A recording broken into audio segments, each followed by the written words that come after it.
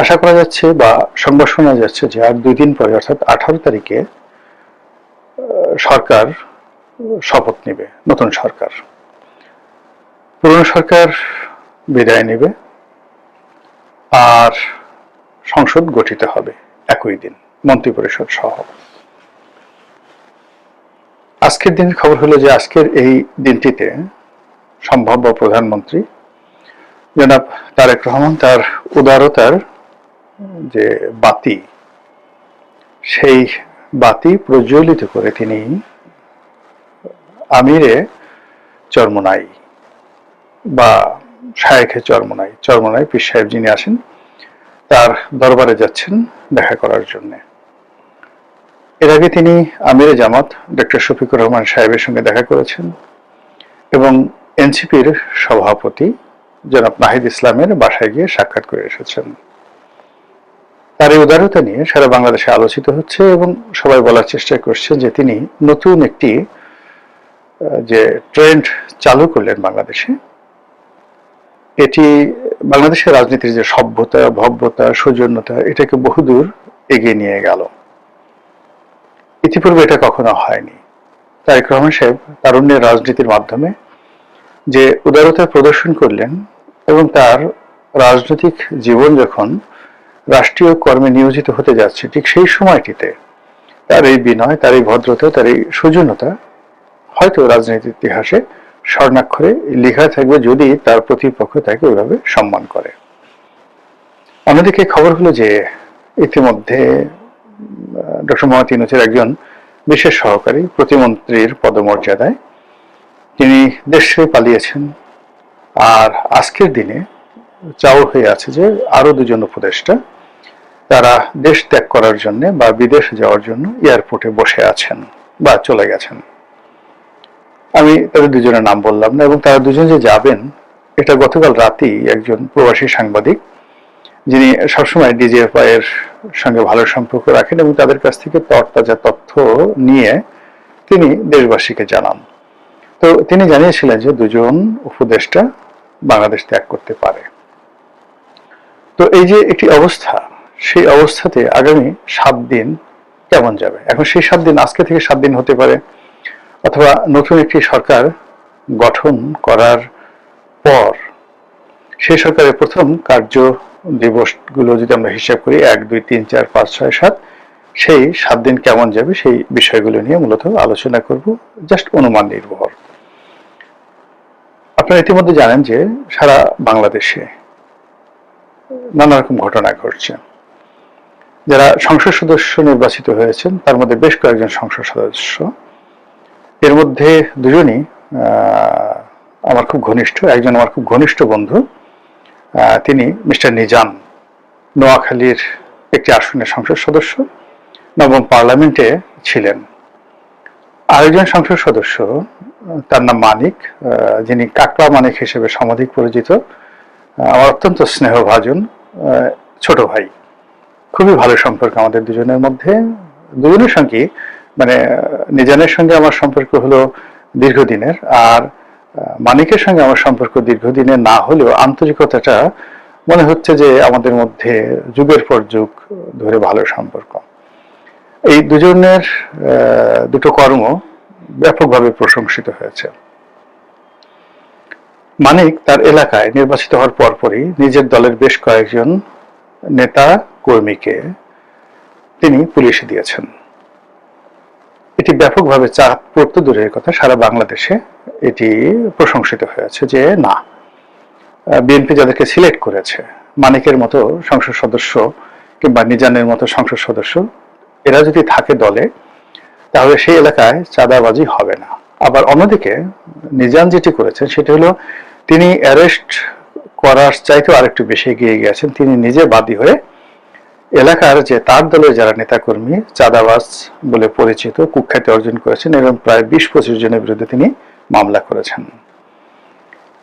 এর বাইরে বিভিন্ন এলাকাতে চাঁদাবাজদের সঙ্গে আর সংসদ সদস্যদের সঙ্গে বিভিন্ন রকম দ্বন্দ্ব সংঘাত শুরু হয়ে গেছে এবং এই দ্বন্দ্ব সংঘাতে চাঁদাবাজের টিকে থাকে না এমপির টিকে থাকে সেটি দেখার বিষয়। এটি গেল বিএনপির। অন্যদিকে জামাতের যারা লোকজন আছে তারা সঙ্গত কারণে ধরে নেওয়া হয় তারা চাঁদাবাজির সঙ্গে জড়াবেন না, চাঁদাবাজির সম্পর্কে তারা উচ্ছ্বসিত কণ্ঠে এর বিরোধিতা করবেন এবং বিএনপির চাঁদাবাজির মাধ্যমে দেশের কি ক্ষয়ক্ষতি হয়েছে সেটি সংসদের ভিতরে এবং বাইরে দরাজ দিলে এবং বুলান্ত কণ্ঠে তারা সেটা প্রচার করতে থাকবেন। আগামী 7 দিন এটা সবার আগে হবে।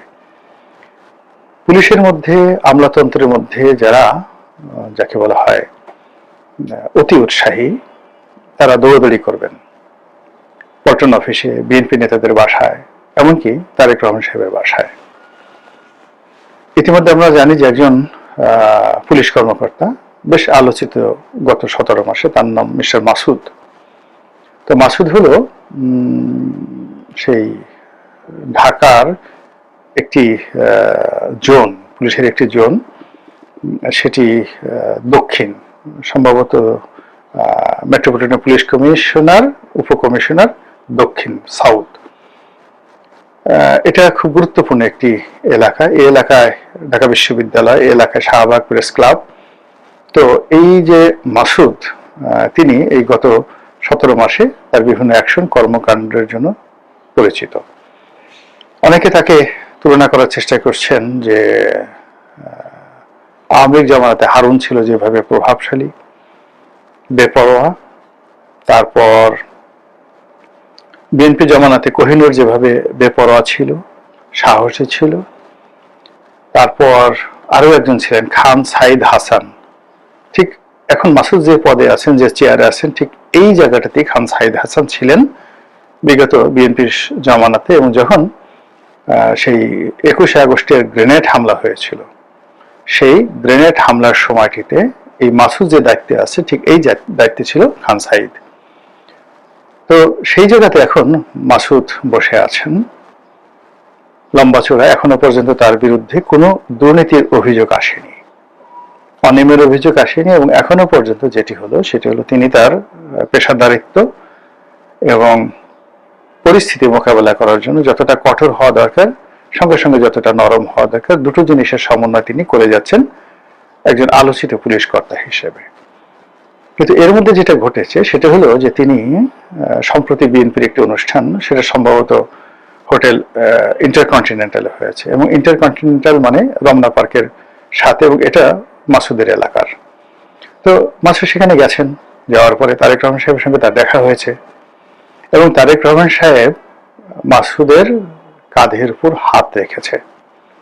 এটা তারেক রহমান সাহেবের জন্য একটু কষ্ট হয়েছে। কষ্ট হয়েছে এই কারণ হলো তারেক রহমান সাহেবের উচ্চতা আমার চেয়ে ছোট, সর্বোচ্চ তিনি 5 ফিট 5 ইঞ্চি লম্বা, আমি 5 ফিট 7 ইঞ্চি লম্বা, আর মাসুদ প্রায় 6 ফিট লম্বা বা 6 ফিটের বেশি হতে পারে। তো সেই ক্ষেত্রে তারেক রহমান সাহেবকে মাসুদের ঘাড়ে হাত রাখার জন্য তাকে মাথা উঁচু করতে হয়েছে, হাতও উঁচু করতে হয়েছে। তো এটা নিয়ে বেশ প্রতিক্রিয়া হচ্ছে। মাসুদের মর্যাদা নিঃসন্দেহে বেড়ে যাবে এবং দেশের ভবিষ্যৎ প্রধানমন্ত্রী তার ঘাড়ে হাত রেখেছেন, তাকে আর কে ঠেকাতে পারে। খান সাইদের অবস্থা একই অবস্থা হয়েছিল। খান সাইদ সেই মাসুদের এই পদে আসার আগে বা পরে বগুড়ার ডিসি ছিলেন। তো তারেক রহমান সাহেবের সঙ্গে তার ভালো সম্পর্ক ছিল এবং সেই সম্পর্কের কারণে তার জীবন তেনা তেনা হয়ে গিয়েছিল। তিনি 21শে আগস্ট গ্রেনেড হামলা মামলার আসামি হয়েছিলেন, জেলে গেছেন, সাজাপ্রাপ্ত হয়েছেন, পরিবার পরিজন সব মিলিয়ে তছনছ হয়ে গেছে। যেভাবে ধরুন শেখ হাসিনা মানে ঘাড়ে হাত রেখেছেন কিনা জানি না, তবে হারুনকে স্নেহ করতেন, বিপ্লবকে স্নেহ করতেন, বেনজির সাহেবকে খুব স্নেহ করতেন। তো এর ফলে তাদের জীবন কি পরিমাণ তেনা তেনা হয়ে গেছে সেটা বলার মতো নয়। আমি কিন্তু তাদের দুর্নীতি ভালো মানুষই নিয়ে বলছি না, শুধু বলছি যে ক্ষমতার কেন্দ্রে যারা থাকেন তাদের সঙ্গে অন্যান্য মানুষের যে সম্পর্ক, এই সম্পর্কের কারণে ভীষণ রকম একটা প্রবলেম হয়। যেমন ধরুন আমি খুব সাধারণ অখ্যাত একজন মানুষ, এখন এই অখ্যাত একজন মানুষের সঙ্গে হঠাৎ যদি লোকজন দেখেন যে তারেক রহমান সাহেব আমার বাসায় গেছেন, আমার গাড়ি হাত রেখেছেন বা আমার প্রতি একটু অতিরিক্ত আকর্ষণ দেখিয়েছেন, আমিরে জামাত আমার বাসায় গেছেন, আমার সঙ্গে একটু ভাবসাব দেখিয়েছেন, পীরে চরমনাই তিনিও এরকম করেছেন, পেপারে আসলো, আপনি বিশ্বাস করেন এই ফুলের তোড়া নিয়ে বহু মানুষ আমার এই অফিসে চলে আসবে। আর কিছু হোক বা না হোক, তারপরে হয়তো তারা আমাকে দ্বিতীয়বার জিজ্ঞাসা করবে না, তারপরে তারা আমার নামটা হয়তো মনে রাখবে না, তারা হয়তো জানেও না যে গোলাম মোল্লা রানীকে। যে কোনো কারণে তাদের মনে হলো আমার কার্ডটা দেখে তাদের মনে হলো একটু লোকটার কাঁধে হাত দিই, এতে কিন্তু আমার সর্বনাশ, ওরা আমার জন্য কেয়ামত হয়ে যাবে। তো এটা হলো ক্ষমতাধরদের যে চালচলন, সেই চালচলনের একটা উদাহরণ। সেক্ষেত্রে যারা ক্ষমতাধর লোক, তাদেরই দায়িত্ব যে কার সঙ্গে হ্যান্ডশেক করবেন, কার মাথায় হাত বুলাবেন, কার ঘাড়ের উপর হাত রাখবেন, এবং কার বাসায় যাবেন কিংবা কার বাসায় যাবেন না। কিন্তু যাকে তারা একবার কাছে রাখবেন, তারও যেভাবে জীবন তেনা তেনা হয়ে যাবে। আর তারা যদি কাউকে দূরে ঠেলে দেন বা ওই পবিত্র জবান দিয়ে কারো বিরুদ্ধে একটা টু শব্দ করেন, তাহলেই তার জীবন কিন্তু শেষ। তো এই যে সামনে যে সময়গুলো আসছে, এই সময়টিতে বিএনপির যারা শীর্ষ নেতৃবৃন্দ রয়েছেন, মন্ত্রী পরিষদে যারা সদস্য হবেন, তারপর স্বয়ং তারেক রহমান সাহেব যাদের মাথায় হাত বুলাবেন, যাদেরকে কাছে ডেকে নেবেন, বা যে সমস্ত লোক এখানে দৌড়াদৌড়ি করবে, তাদেরকে কেন্দ্র করে